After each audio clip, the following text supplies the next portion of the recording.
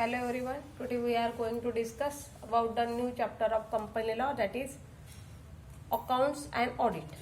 Audit आणि account in general sense आपल्याला सर्वांनाच माहिती की काय असतं ऑडिट आणि अकाउंट. परंतु कंपनीशी रिलेटेड ॲज पर लॉ की ऑडिट आणि अकाउंट कसं असलं पाहिजे, कंपनीचे बुक्स ऑफ अकाउंट हे कुठले कुठले असले पाहिजे, त्यात काय काय असलं पाहिजे आणि ते कायदेशीररित्या कंपनीला मेंटेन करणं आवश्यक असतं. तर ते सर्व ह्या चॅप्टरमध्ये दिलेलं आहे. तर books of account, financial statement, boards report, internal audit, appointment of first auditor, subsequent appointment in specified non specified company, vacancy in the office of auditor. तर ह्या सर्व गोष्टी आपण ह्या चॅप्टरमध्ये डिस्कस करणार आहोत. तर फर्स्ट आपण पाहूया बुक्स ऑफ अकाउंट. तर कुठले कुठले बुक्स ऑफ अकाउंट असतात. तर कंपनी लॉच्या सेक्शन 128 नुसार त्यांनी 4 टाइप्स दिले. Books of account that is items of cost prescribe under section 148, money received and expended by a company, assets and liabilities of the company, and sale and purchase of goods and service by a company.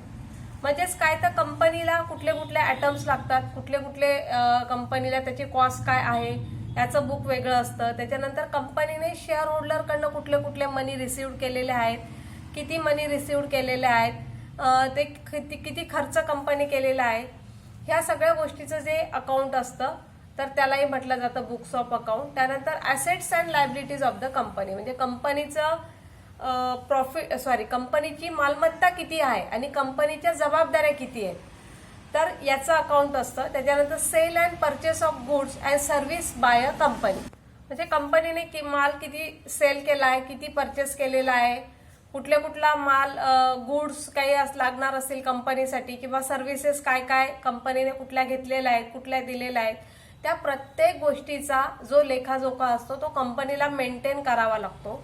आणि ते जे maintain केलं जातं, ज्या बुक्समध्ये ते maintain केलं जातं, तर त्याला म्हटलं जातं बुक्स ऑफ अकाउंट.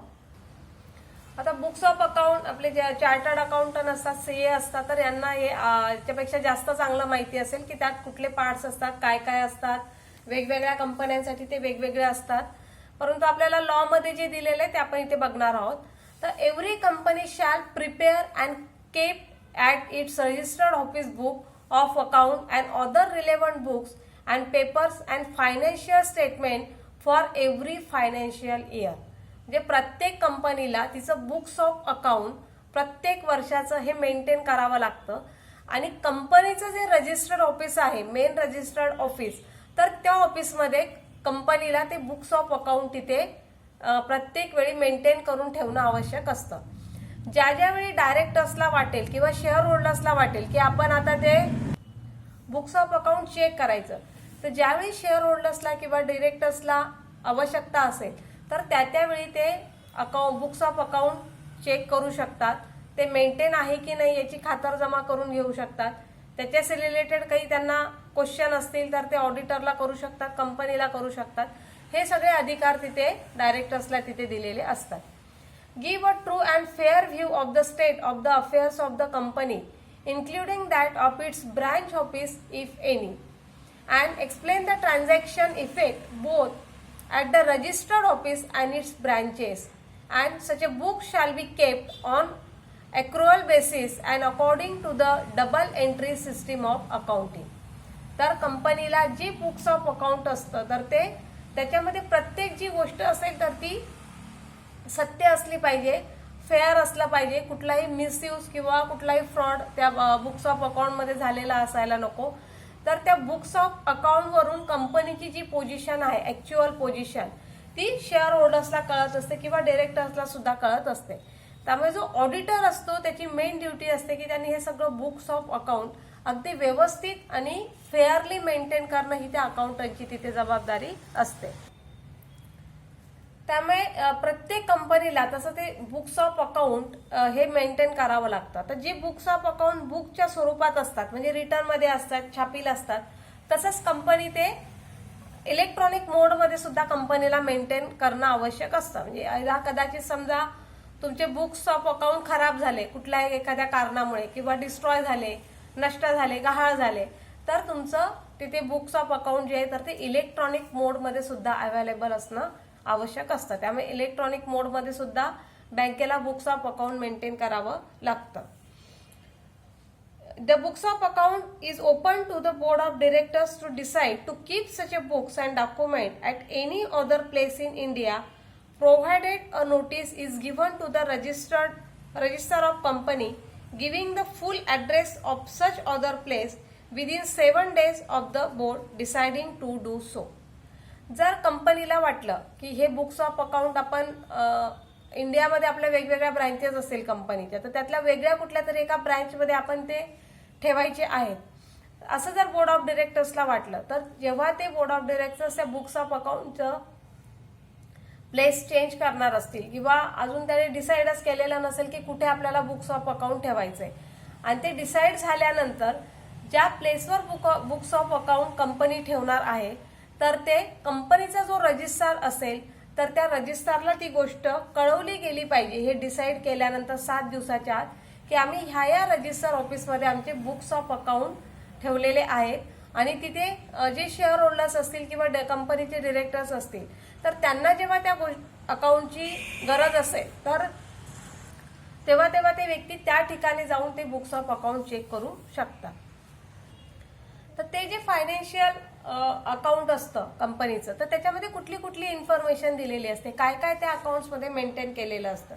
तर कंपनीज लॉनुसार section 213 of the act, the expression books of account includes record maintain by the company in respect of first all sums of money received and spent by the company and the matters in respect of which the income or expenditure has taken place. म्हणजेच काय, तर प्रत्येक पैशाशी related व्यवहार, कंपनीने कुठले पैसे receive केलेत, कुठले पैसे कुठे स्पेंड केलेत, खर्च केलेत किंवा इन्व्हेस्ट केलेले आहेत, त्याच्यानंतर इन्कमशी रिलेटेड प्रत्येक गोष्ट, खर्चाशी रिलेटेड प्रत्येक गोष्ट त्या अकाउंटमध्ये मेंटेन असणं गरजेचं असतं. Second, all sales and purchase of goods by the company. जे कंपनीने सेल केलेला आहे माल किंवा विक्री केलेला आहे तर त्या प्रत्येकाची माहिती त्यात असणं आवश्यक असतं. त्याच्यानंतर the items of cost in the case of such classes of companies as may be prescribe. वेगवेगळ्या कंपनीने जर वेगवेगळ्या काही क्लासेस, काही वेगवेगळ्या प्रकारचे आयटम्स त्यांचे घेतलेले असतील, त्यांना गरजेचे असतील, तर ती प्रत्येक गोष्ट त्याच्यामध्ये मेंटेन करणं आवश्यक असतं. तर हे बुक्स ऑफ अकाउंट्स आपण काय म्हणतो, balance sheet at the end of the financial year. म्हणजे फायनान्शियल इयर कंपनीचं कधी असतं तर 1 एप्रिल ते 31 मार्च हे आपलं जनरली इन फायनान्शियल इयर असतं. कंपनीचं असू द्या किंवा आपलं रिटर्न फाईल करण्याचं असेल तर प्रत्येकाला हे माहिती की फायनान्शियल इयर जे असतं तर ते असतं 1 एप्रिल ते 31 मार्च. आपलं जनरल इयर आपण 1 जानेवारी ते 31 डिसेंबर काउंट करतो, परंतु फायनान्शियल इयर हे 1 एप्रिल ते 31 मार्च. तर ह्या कालावधीमध्ये जो कालावधी असतो त्याला म्हटलं जातं फायनान्शियल इयर. तर ह्या कालावधीतलं बॅलन्स शीट कंपनीचं तयार असलं पाहिजे आणि प्रॉफिट और लॉस अकाउंट, कंपनीला झालेला प्रॉफिट, कंपनीला झालेला लॉस, ही प्रत्येक गोष्ट त्याच्यामध्ये असली पाहिजे. कॅश फ्लो स्टेटमेंट, प्रत्येक कॅशशी रिलेटेड कसा पैसा इन्व्हेस्ट केला, कुठे खर्च केला, पैसा आला कुठून, तो कुठे खर्च केलाय, कॅशमध्ये केलाय, चेकने केलाय, ह्या प्रत्येक गोष्टीची इन्फॉर्मेशन त्या बुक्स ऑफ अकाउंटमध्ये असली पाहिजे. आणि ती कशी असली पाहिजे तर ट्रू अँड फेअर व्ह्यू. तर ते अकाउंट मेंटेन करताना त्या ऑडिटरचा कंपनीचा जो काही व्ह्यू असेल तर तो चांगला असला पाहिजे आणि फेअर व्ह्यू असला पाहिजे. शेअर होल्डर्सला किंवा इतर जे मेंबर्स असतील तर त्यांना फसवण्याचा हेतू तिथे असायला नको. तर हे जे असतं कंपनीचं फायनान्शियल अकाउंट, तर त्याच्यानुसारच जी कंपनीची अॅन्युअल जनरल मीटिंग घेतली जाते, शेअर होल्डर्सची सगळ्यात महत्वाची मीटिंग की जी फायनान्शियल इयर संपल्यानंतर घेतली जाते आणि त्या मीटिंगमध्ये डिव्हिडंड वगैरे डिक्लेअर केला जातो. तर तो सर्व कशाच्या बेसवर असतो तर त्याचा सगळा लेखाजोखा, ऑडिट अँड अकाउंटला आपण जो म्हणतो त्याला मराठीमध्ये म्हटलं जातं लेखाजोखा. तर ते सगळं ह्या बुक्स ऑफ अकाउंटमध्ये कंपनीने मेंटेन करणं आवश्यक असतं. तथा books of account relating to 8 previous years along with all vouchers and other relevant documents are to be maintained in good order by every company. प्रत्येक कंपनीला 8 वर्षाचं जे ऑडिटिंगचं किंवा ऑडिटचं त्यांचं जे काही बुक्स असतात तर ते मेंटेन करणं आवश्यक असतं. विथ अ व्हाउचर्स वगैरे, म्हणजे जे काही खर्च केला असेल कंपनीचा, काही पैसे असतील, कुठे खर्च केले असतील, कुठे आले असतील, तर त्याचे जे काही व्हाउचर्स असतील तर त्या व्हाउचर्ससह ते बुक्स ऑफ अकाउंट कंपनीला 8 वर्षापर्यंत मेंटेन करणं आवश्यक असतं. When any investigation has been ordered against the company, the central government may direct such a books to be kept for a longer time.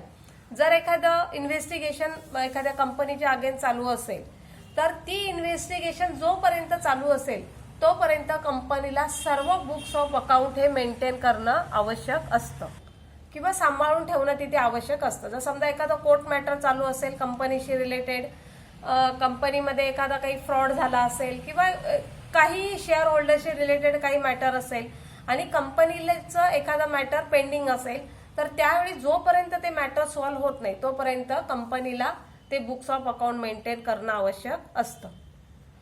The financial statement of the company includes the balance sheet, profit and loss account, cash flow statement. तर ह्या सगळ्या गोष्टी त्याच्यामध्ये include होतात.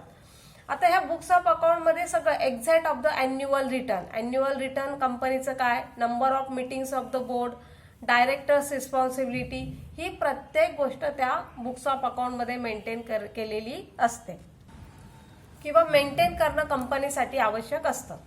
आता amount which is recommended should be paid by way of dividend. जो काही dividend कंपनीने डिस्ट्रीब्यूट केलेला असेल त्या डिव्हिडंडचा तिथे लेखाजोखा असला पाहिजे. Material changes and commitments if any, conservation of energy, step taken impact of conservation of energy, efforts in brief made towards technology absorption, expenditure, म्हणजे प्रत्येक गोष्ट जी पैशांशी रिलेटेड असेल तो सर्व जमा खर्च कंपनीला त्या बुक्स ऑफ अकाउंटमध्ये मेंटेन करणं कायदेशीर आवश्यक असतं. तर जे काही बुक्स ऑफ अकाउंट असतात तर ते सगळं मेंटेन करण्याचं काम कोण करत असतं, तर ते ऑडिटर करत असतो. तर हा ऑडिटर म्हणजे कोण, हा व्यक्ती कोण असतो, त्याची अपॉइंटमेंट कोण करतं, तर ऑडिटर म्हणजे कंपनी लॉनुसार दिलेलं आहे त्यांनी की जो त्याचं क्वालिफिकेशन की जो सीए असेल म्हणजे चार्टर्ड अकाउंटंट असेल, स्पेसिफिक क्वालिफिकेशन त्याचं तसं असेल आणि त्याच व्यक्तीची अपॉइंटमेंट ॲज अ ऑडिटर म्हणून तिथे केली जाते. तर या ऑडिटरची नेमणूक कोण करतं, तर फर्स्ट जो ऑडिटर असतो तर त्याची नेमणूक कंपनी सुरू होण्याच्या आधी ठरवलेलं असतं की हा व्यक्ती ऑडिटर म्हणून असेल. बऱ्याच वेळा प्रमोटर त्याची अपॉइंटमेंट करतात किंवा बोर्ड ऑफ डिरेक्टर्स त्याची अपॉइंटमेंट करतात. पण त्यानंतरचा सेकंड ऑडिटर जो असतो तर तो अॅन्युअल जनरल मीटिंगमध्ये तो निवडला जातो किंवा ठरवला जातो आणि ते निवडण्याचा आणि ठरवण्याचा अधिकार कोणाला असतो, तर शेअर होल्डरला असतो. तर शेअर होल्डर ऑडिटरची अपॉइंटमेंट तिथे करू शकतात. पण आता तो जो ऑडिटर असतो तर तो किती वर्षापर्यंत तिथे असू शकतो, तर वेगवेगळ्या कालावधी, वेगवेगळ्या कंपन्यांमध्ये वेगवेगळ्या प्रकारे, पण जनरली 5 वर्षापर्यंत ऑडिटर हा एखाद्या कंपनीमध्ये काम करू शकतो.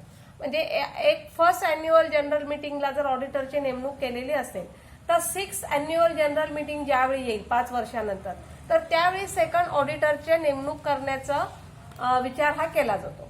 किंवा जर मध्येच काही एखादा दुसरा काही त्या ऑडिटर विषयी प्रॉब्लेम झालेला असेल किंवा ऑडिटरला शक्य नसेल काम करणं तर अशा वेळी सुद्धा 3 वर्षामध्ये 7 वर्षामध्ये ऑडिटर हा तिथे नवीन वेगवेगळ्या याच्यामध्ये हा तिथे अपॉइंट केला जातो. The first auditor of the company is to be appointed the board of directors within 30 days from the date of registration of the company. म्हणजे कंपनीचं रजिस्ट्रेशन झाल्यापासून 30 दिवसाच्या आत फर्स्ट ऑडिटरची तिथे अपॉइंटमेंट केली जाते. If this is not done the board must inform its members who must call an extraordinary general meeting and appoint a first auditor.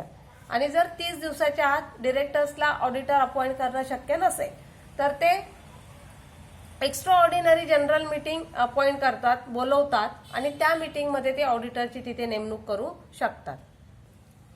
तर एकदा एखाद्या ऑडिटरला अपॉइंट केल्यानंतर पुन्हा जर त्याच ऑडिटरला अपॉइंट करण्याची वेळ आली तर कंपनी तसं करू शकते का, तर करू शकते. Reappointment of retiring auditor.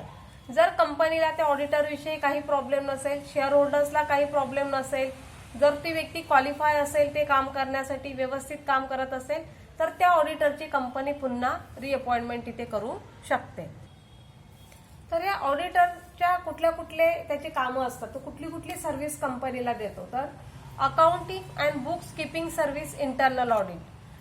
त्याच्यानंतर design and implementation of any financial information system. त्यानंतर rendering of outsource financial service, management service and etcetera. हे सगळं डिसाईड करण्याचं काम कोणाचं असतं, तर ऑडिटरचं असतं.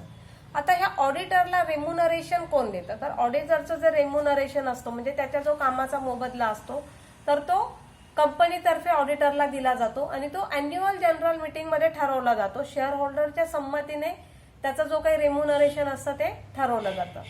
Auditors to sign auditors report. तर जो काही ऑडिट रिपोर्ट असेल तर त्या रिपोर्टवर ऑडिटरची सिग्नेचर असणं मस्ट असतं. त्याच्याशिवाय ते ऑडिट रिपोर्ट हा व्हॅलिड समजला जात नाही.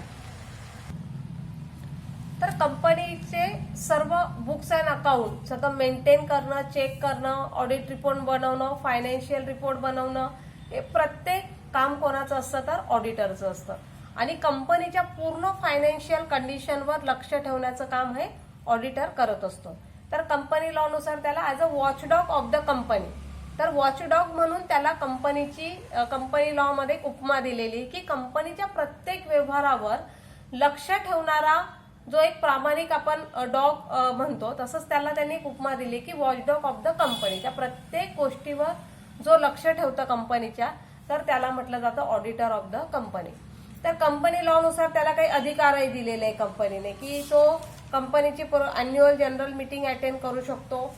त्याच्यानंतर right to access to books, voucher etcetera, म्हणजे कंपनीचे सगळे बुक्स, व्हाउचर्स काय असतील ते सर्व चेक करण्याचा त्याला अधिकार असतो.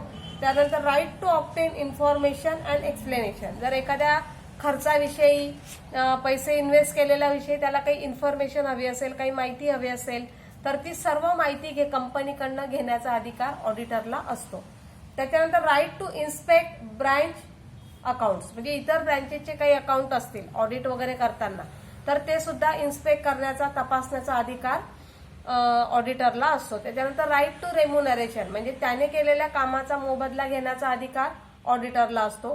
त्याच्यानंतर right to lien. Right to lien म्हणजे काय, तर ठेवून घेण्याचा अधिकार. म्हणजे जोपर्यंत त्याचं रेम्युनरेशन मिळत नाही तोपर्यंत बुक्स ऑफ अकाउंट किंवा त्याचा रिपोर्ट जो असेल कंपनीचा, तर तो त्याच्या ताब्यात ठेवण्याचा अधिकार ऑडिटरला तिथे आहे. तर अशा प्रकारचा आहे auditor and books of account of the company.